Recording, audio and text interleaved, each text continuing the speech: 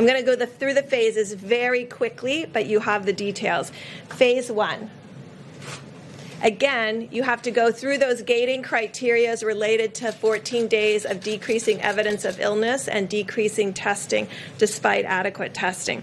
So phase 1 begins with all vulnerable individuals, including those with comorbidities, continuing to shelter in place and ensuring that those that first go out into the public are not those that are most vulnerable to bad outcomes in this disease.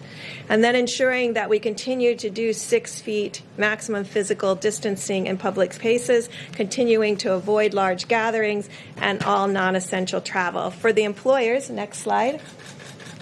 Again, if a vulnerable population needs to return to work and cannot be teleworking, there should be special accommodations for all vulnerable populations, as well as options for teleworking.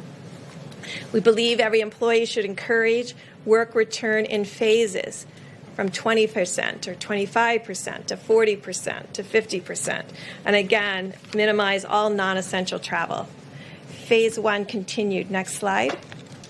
If the schools are already closed, they should remain closed. All visits to senior living facilities and hospitals should continue to be prohibited. Large venues, including sit-down dining, can only be operated under strict physical distancing protocols and maintaining those 6 feet.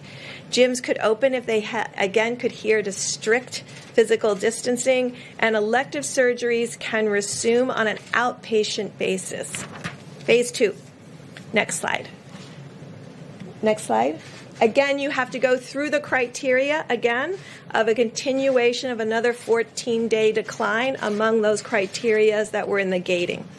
Again, we're asking for all vulnerable individuals shelter in place. We did not put a timeline on any of the phases. We want the governors, with the data that they have, community by community, to be setting up those timelines. Again, we're asking for the public to continue to maximize physical distance. However, we increased social settings to be able to now have 50 individuals, and non-essential travel can resume. Next slide. This is for the employers. We still would like to encourage telework, and the common areas should remain closed or be physically distanced. All non-essential travel for employees can resume. And then, again, special accommodations for vulnerable. Next slide.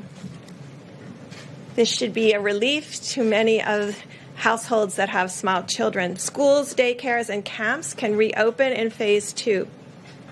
Visits to senior living facilities, however, should remain in hospitals prohibited. Large venues can operate, but solely under moderate physical distancing, and elective surgeries can resume on an outpatient and inpatient basis. Phase 3.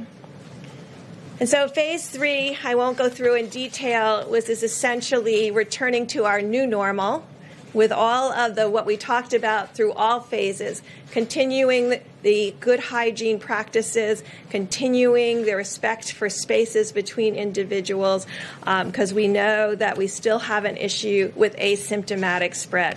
I do believe with this plan that we're both confronting the issue of finding symptomatic individuals through our networks with early alert, as well as those who come and present to different hospitals and emergency room with testing and contact tracing, but critically have put in place what we believe is a safety net through asymptomatic sentinel surveillance that is centered around our most vulnerable groups between nursing homes and our Native American people and indigenous populations, and our inner city groups that we know may be in multi-generational households and of unique risk.